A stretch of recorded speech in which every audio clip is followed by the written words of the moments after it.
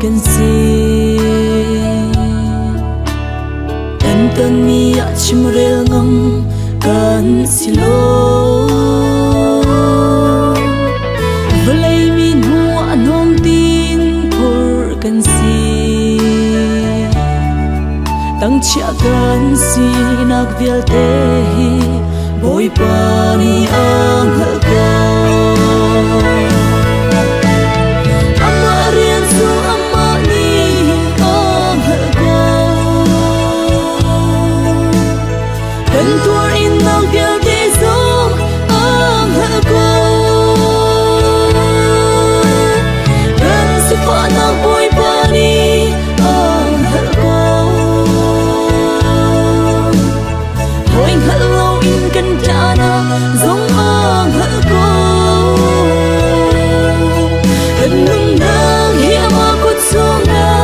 chiao si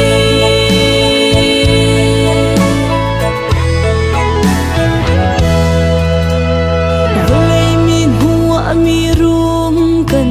silo kan pa chilunga mi thua chua kan si se boy kristal kan si nak ruang a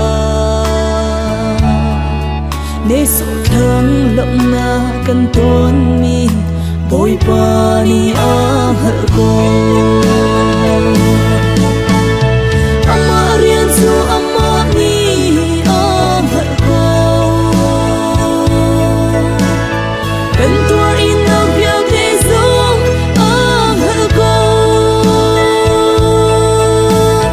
kan sipa nak Bawipa Nih Hngalh ko hoi Hngalh in kan jana zong Hngalh ko kan nun nang hi ama kut songa chiao si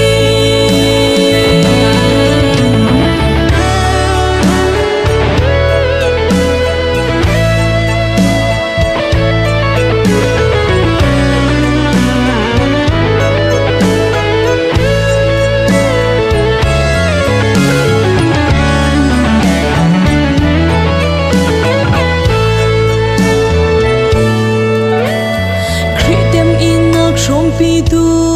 ding kan si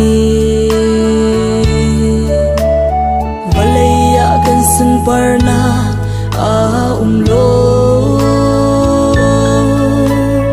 kan nun nak hi boy pacha hang usi zoam nak in kan tuan mi vial te Bawipa Nih Hngalh ko Amah rian su Amah Nih Hngalh ko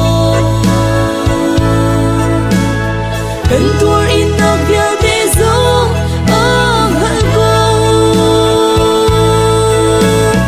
kan sipa nak Bawipa Nih Hngalh ko hoi Hngalh in kan jana zong Hngalh ko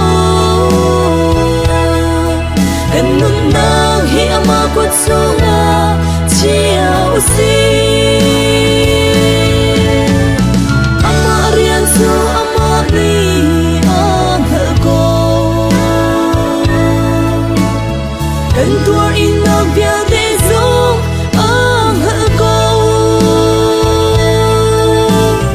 kan sipa nak Bawipa Nih Hngalh ko